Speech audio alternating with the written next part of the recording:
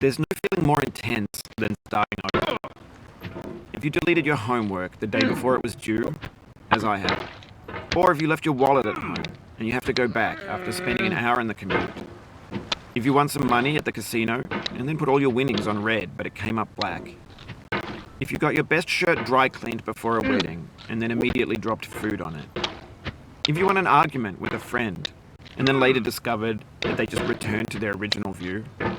Starting over is harder than starting up. If you're not ready for that, like if you've already had a bad day, then what you're about to go through might be too much. Feel free to go away and come back. I'll be here. Alright, thanks for coming with me on this trip. I'll understand if you have to take a break at any point. Just find a safe place to stop and quit the game. And don't worry, I'll save your progress, always. Even your mistakes. This game is a homage to a free game that came out in 2002, titled Sexy Hiking.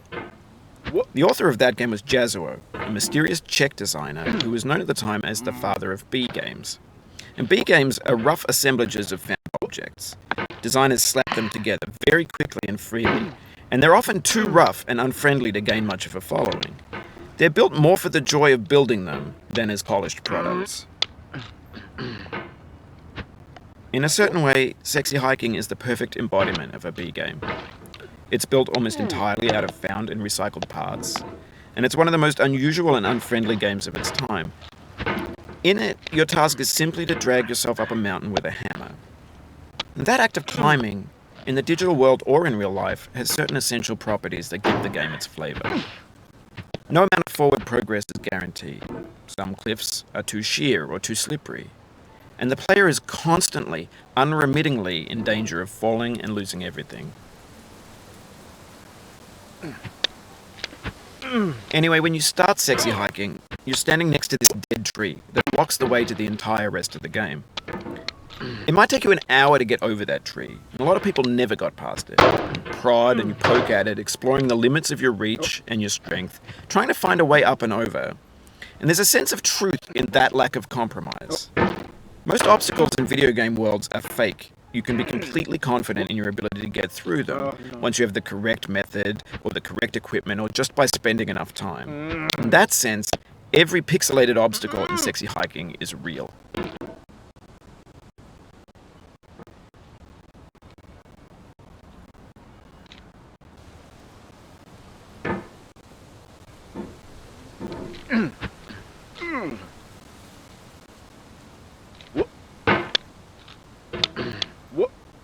Oh, you just lost a lot of progress.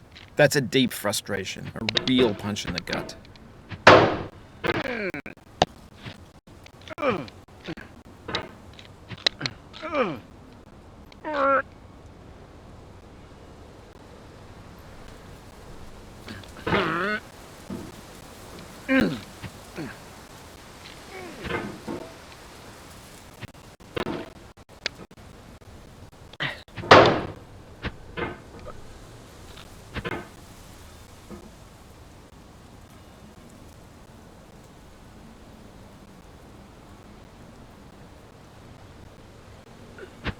The obstacles in Sexy Hiking are unyielding, and that makes the game uniquely frustrating.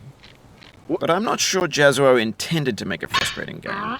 The frustration is just essential to the act of climbing, and it's authentic to the process of building a game about climbing. A funny thing happened to me as I was building this mountain. I'd have an idea for a new obstacle, and I'd build it, test it, and it would usually turn out to be unreasonably hard. But I couldn't bring myself to make it easier. It already felt like my inability to get past the new obstacle was my fault, as a player rather than as a builder.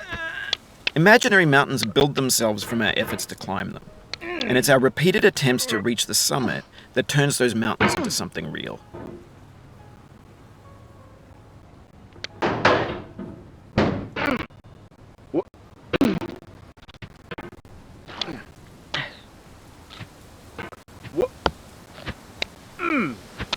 No.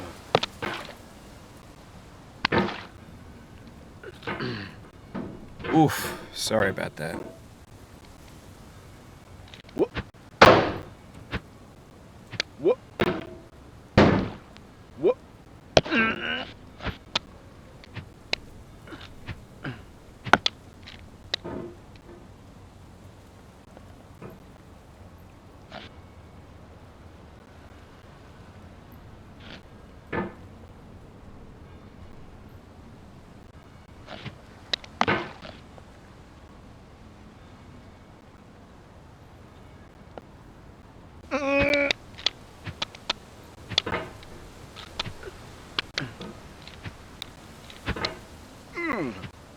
Oh, it happened again.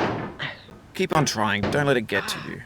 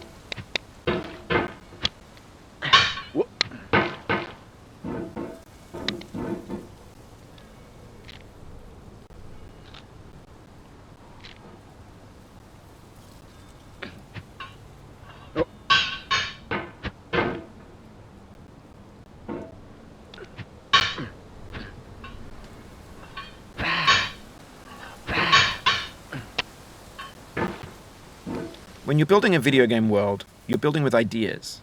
And that can be like working with quickset cement. You mold your ideas into a certain shape that can be played with, and in the process of playing with them, they begin to harden and set until they're immutable, like rock. And at that point, you can't change the world. Not without breaking it into pieces and starting fresh with new ideas.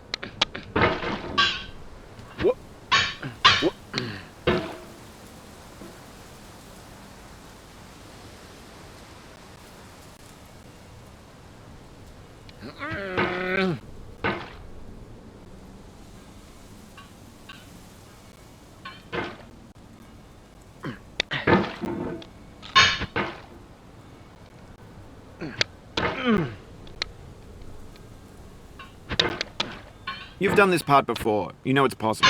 Just do what you did the first time.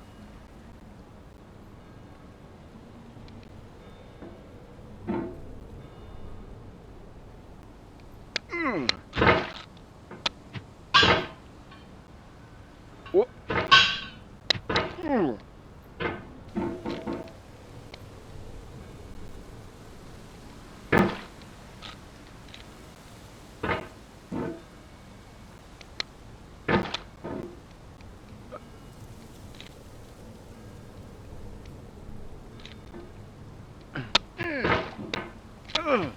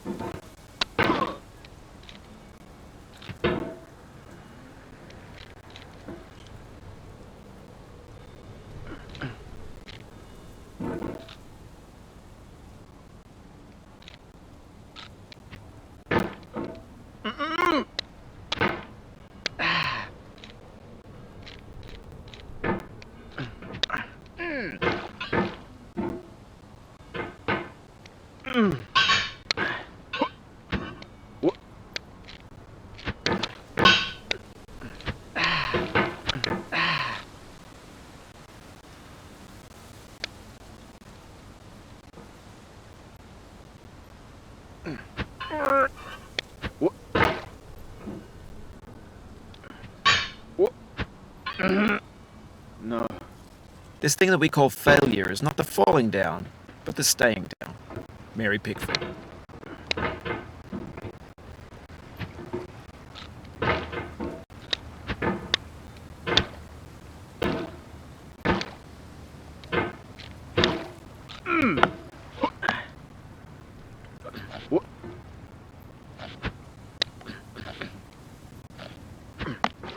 Oh.